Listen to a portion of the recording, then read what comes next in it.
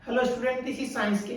तो आज हम डिस्कस करने वाले हैं नेरेस्ट इक्वेशन से रिलेटेड न्यूमेरिकल, यानी कि लास्ट लेक्चर में हमने नेरेस्ट इक्वेशन डिस्कस किया और उसका प्रॉपर डेफिनेशन करने के बाद दो मेन पॉइंट निकल के आए थे कि हम इलेक्ट्रोड पोटेंशियल फाइंड आउट कर सकते हैं और EMF of cell find out कर सकते हैं।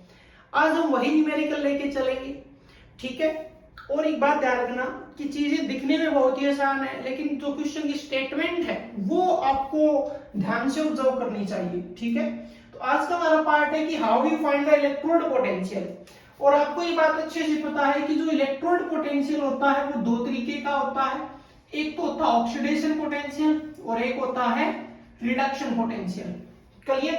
और आईपीएससी के अकॉर्डिंग टू आईपीएससी अगर हमसे इलेक्ट्रोड पोटेंशियल का वैल्यू पूछे तो हम किसका बताते हैं, रिडक्शन का बताते हैं, क्लियर। कल हमने इक्वेशन भी रिडक्शन का ही लिखा था, यानी कि अगर हमसे ऑक्सीडेशन पूछ लिया जाएगा तो जो रिडक्शन हमने फाइंड आउट किया है वो साइन हम क्या कर देंगे, अपोजिट कर देंगे। इस बात को अच्छे से है क्लियर। कल हमने जो इससे इक्वेशन बनाया था, इससे जो हमने इक्वेशन बनाया था वो क्या था कि अगर हमें पोटेंशियल निकालना है तो पहले रिडक्शन निकलेगा, तो E is equal to E naught reduction potential minus 0.0591 divide n, और क्या था log बेस 10, ठीक है। कहीं log में प्रॉब्लम आ सकती है वैल्यू में, ठीक है, क्योंकि जो मैथमेटिक्स के बच्चे हैं वो तो कर ही लेंगे, प्रॉब्लम हो जाएगी जहां पे बायो है तो mn पॉजिटिव, क्लियर। ये इक्वेशन ड्राइव हमने किया था तो इसको ध्यान रखना। अब एक प्रॉपर क्वेश्चन देख लेते हैं, एक क्वेश्चन की बात कर लेते हैं। अभी जो मैं क्वेश्चन लिख रहा हूं एक प्रॉपर स्टेटमेंट से लिख रहा हूं, क्योंकि अलग अलग स्टेटमेंट के क्वेश्चन हम करेंगे, ठीक है। क्या करना है, calculate the electrode potential, calculate the electrode potential of copper wire dipped in, किसमें डिप है वो, 0.1 मोलर कॉपर सल्फेट में, यानी कि कॉपर सल्फेट का सॉल्यूशन इसमें वो डिप है। और क्या दे रखा है, the standard electrode potential of copper is 0.34 volt. ये क्वेश्चन है। अब इसमें आप ध्यान से देखो क्या कहता है क्वेश्चन, इलेक्ट्रोड पोटेंशियल निकालना है, कॉपर वायर है, क्लियर, और किसमें, कॉपर सल्फेट के सॉल्यूशन में जिसकी कंसंट्रेशन 0.1 मोलर है। अब ये ठीक वैसी ही बात आ गई जैसे हमने जिंक कॉपर सेल में किया था कि अब वायर की बजाय वहां पे क्या था, रोड की बात हो रही थी। तो कॉपर सल्फेट में तो प्रोसेस हम अच्छे से समझ सकते हैं, ठीक है ना, कि आयंस का कैसे एक्सचेंज होगा, क्लियर। अब आते हैं इसके सॉल्यूशन पर। अब जरा ध्यान से देखो कि जो चीज हमें गिवन है, क्या कि हमें गिवन है स्टैंडर्ड इलेक्ट्रोड पोटेंशियल, इसका मतलब वो किसकी वैल्यू होगी, स्टैंडर्ड रिडक्शन पोटेंशियल की, और वो वैल्यू कितनी है, 0.34 वोल्ट। एक तो इस चीज को समझ लो कि जो इलेक्ट्रोड पोटेंशियल दे रहा है एक्चुअली वो कौन सा होगा, रिडक्शन का, जो भी हमने समझा है ये वाला पॉइंट, क्लियर। और वो 0.34 है, इसका मतलब मैं इसको कैसे लिख सकता हूं, मैं लिख सकता हूं ई नॉट, और किसकी बात हो रही है, कॉपर की। तो कॉपर कहां जाता है, 2 पॉजिटिव से कॉपर सॉलिड जाता है, और वो वैल्यू कितनी आ जाएगी, 0.34। इसका मतलब कि अब मुझे इसका अगर इक्वेशन बनाना पड़े तो कैसे बनेगा कि कॉपर 2 पॉजिटिव प्लस में 2 इलेक्ट्रॉन, और मैं ये इक्वेशन सिर्फ किसका बनाऊंगा, रिडक्शन का। किसका बनाऊंगा, रिडक्शन का। और ये किसमें कन्वर्ट हो जाएगा, कॉपर सॉलिड में। अब ये कॉपर 2 पॉजिटिव है, देखो कंसंट्रेशन है कॉपर सल्फेट का, इसका मतलब कॉपर 2 पॉजिटिव कितना है, 0.1 मोलर कंसंट्रेशन है। ये सॉलिड बन रहा है तो इसका कंसंट्रेशन इक्वल टू कितना आ जाएगा, 1 आ जाएगा। कल वाली वही बात, प्रोडक्ट डिवाइड बाय रिएक्टेंट। तो प्रोडक्ट कॉपर, जैसे रिएक्शन क्वोशिएंट कल हमने सीखा था, ध्यान दीजिए कि अगर इससे प्रीवियस नहीं कर रखा तो ध्यान से करके आइए, जिसमें हमने अलग अलग डिस्कस किए, तो फिर ये बहुत ही आसान हो जाएगा आपके लिए। अब जैसे हम इसमें वैल्यूज पुट करेंगे तो जरा ध्यान से देखो क्या हो जाएगा, ई ऑफ निकाल रहे, कौन सा, रिडक्शन निकाल रहे हैं, तो ई नॉट रिडक्शन कितना दे रखा है, 0.34 माइनस 0.0591 डिवाइड बाय n, मतलब नंबर ऑफ इलेक्ट्रॉन कितने हैं, 2 इलेक्ट्रॉन, log बेस 10, और आगे क्या दे रखा है, 1/mn पॉजिटिव। यानी कि ये पूरा एक्चुअल में क्या था, रिएक्टेंट और प्रोडक्ट। अब रिएक्टेंट ठीक है, तो हमारा क्या है 1 बाय कॉपर 2 पॉजिटिव, इसका कंसेंट्रेशन आएगा। इक्वेशन बन गई, क्लियर। हालांकि मैंने यहाँ पे वैल्यूज भी डाल दिए, चलो एक बार पूरा इक्वेशन ही लिख लेते हैं। तो यहाँ पे क्या आ जाएगा, ई नोट कौन सा, रिडक्शन पोटेंशियल, यहाँ पे क्या है एन। अब हम वैल्यूज रख देते हैं इसमें। अब जब इसमें वैल्यूज रखेंगे, E of reduction potential equal to 0.34 minus 0.0591। एक क्वेश्चन है वो डिटेल में कर लेते हैं। एन का वैल्यू 2 और log बेस 10 और 1 बाय कॉपर 2 पॉजिटिव का कंसेंट्रेशन 0.1। अब देखो log के अकॉर्डिंग अगर ये 0.1 है तो इसको मैं क्या लिख सकता हूं, 10 टू पावर -1। क्लियर, इतना राइट करो, आगे चलते हैं फिर। ओके, एक क्वेश्चन पूरा ध्यान से करेंगे, स्लो स्लो, ठीक है। किसी को जल्दी समझ में आता है, किसी को धीमे, तो हर तरीके का स्टूडेंट है। उसके बाद आगे वालों में हम टाइम नहीं लगाएंगे, ठीक है। हो गया। अब इसको चाहो तो आप एग्जैक्ट ले सकते हो, हमेशा ध्यान रखना। कई बार कैलकुलेशन के अकॉर्डिंग ये जो 0.0591 है इसको हम 0.6 लेके चलेंगे, 0.06।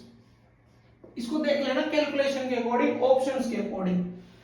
तो अब ये क्या आ गया 0.34, तो रिडक्शन पोटेंशियल 0.34 माइनस, मैं ये इसको इक्वल कंसीडर कर रहा हूं, तो ये 0.06 से ये 2 से डिवाइड होगा, 0.06 डिवाइड बाय 2। अब log है पावर 10 टू पावर -1 ऊपर आएगा, तो log बेस 10 और 10 का पावर 1 हो जाएगा, माइनस की बजाय प्लस हो गया। अब log का फॉर्मूला क्या कहता है कि जो पावर है वो तो आता है आगे। देखो अगर ज्यादा नहीं पता है तो थोड़ा समझा देता हूं।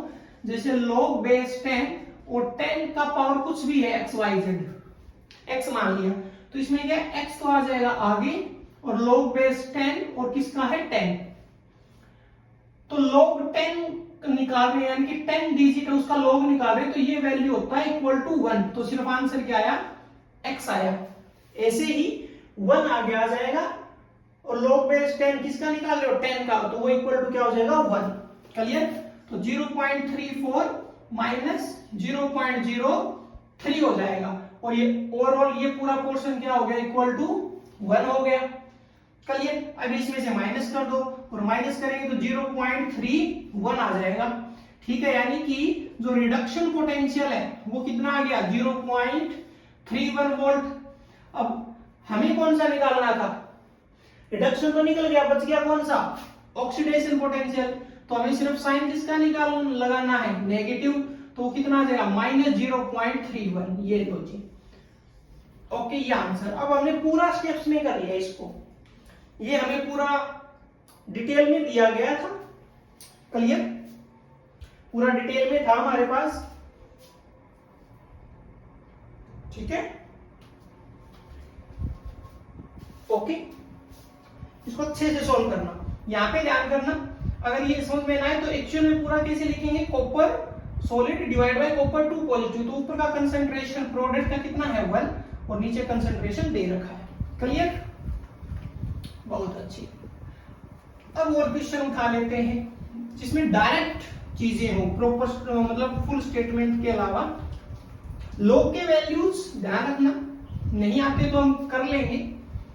जैसे log 1 का वैल्यू, 2 का वैल्यू, 3 का वैल्यू, 4 का वैल्यू, ठीक है। लगभग 10 से काम चल जाता है। 10 के बाद या तो आप 11 12 का वैल्यू याद कर लीजिए, या उनको निकालना अलग से सीखना पड़ता है कि 10 तक आपने लर्न कर ली, उसके आगे का आपने निकालने सीख लिए। क्लियर। अब हमें एक क्वेश्चन और है, next question, find oxidation potential and reduction potential, हमें ये फाइंड आउट करना है। और जो क्वेश्चन गिवन है उसमें क्या दे रखा है, हमें कुछ गिवन है। स्टैंडर्ड इलेक्ट्रोड डायरेक्ट लिखता हूं मैं इसको, ये है क्रोमियम 3 पॉजिटिव से क्रोमियम सॉलिड। क्लियर। और वैल्यू है -0.75 और यहाँ पे जो कंसंट्रेशन है, देखो ये सॉलिड है तो इसका कंसंट्रेशन तो 1 हो गया, यहाँ पे है 0.1 मोलर। क्लियर, मैं वैल्यू कंफर्म कर लेता हूँ। ओके ठीक है। और टेम्परेचर वगैरह देखो हमने सीखा था कि टेम्परेचर वगैरह लगभग 25 डिग्री सेल्सियस लिया जाता है, कहा जाए या ना कहा जाए। क्लियर, अब इसको मैंने शॉर्ट में लिख दिया। क्लियर, जो हमने चीज उसमें बनाई थी हमने डायरेक्ट लिख दिया। अब इसका इक्वेशन आप बना सकते हो कि आपको इलेक्ट्रोड पोटेंशियल निकालना है तो पहले हम कौन सा निकालते हैं, रिडक्शन। तो क्या हो जाएगा, E naught reduction minus 0.0591 divide by क्या हो जाएगा, एन लॉग। ठीक है, अगर ये बेस 10 लिखना कोई जरूरी नहीं है। लॉग जो हम बोल रहे हैं बेस 10 तो अंडर स्क्रूट ही होता है, लॉग तो लॉग बेस 10 ही है, तो उसमें कोई जरूरी भी नहीं है कि डबल आप लिखो।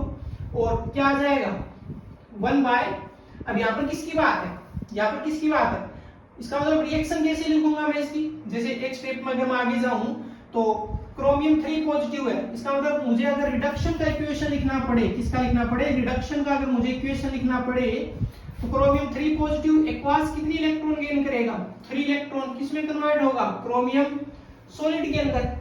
तो मुझे 3 इलेक्ट्रॉन क्यों चाहिए, क्योंकि ये n का वैल्यू है, किसका वैल्यू है, ये n का वैल्यू। तो n इज इक्वल टू कितना आ गया, 3। Clear, okay. तो प्रोडक्ट डिवाइड बाय रिएक्टेंट, तो ये प्रोडक्ट हुआ, ये रिएक्टेंट हुआ, प्रोडक्ट का कंसंट्रेशन 1, इसका कंसंट्रेशन 0.1 मोलर। क्लियर, तो ये आ गया क्रोमियम 3 पॉजिटिव। क्लियर, लिखा गया, इसको तो अब सीख ही गए होंगे। अब डायरेक्ट वैल्यू पुट करो तो E reduction potential equal to standard कितना दे रखा है, स्टैंडर्ड दे रखा है माइनस 0.75 माइनस में 0.0591 डिवाइड बाय n का वैल्यू कितना आ गया, 3। यहां से भी देख सकते हो 3 से 0। क्लियर, तो n का वैल्यू 3 आ गया।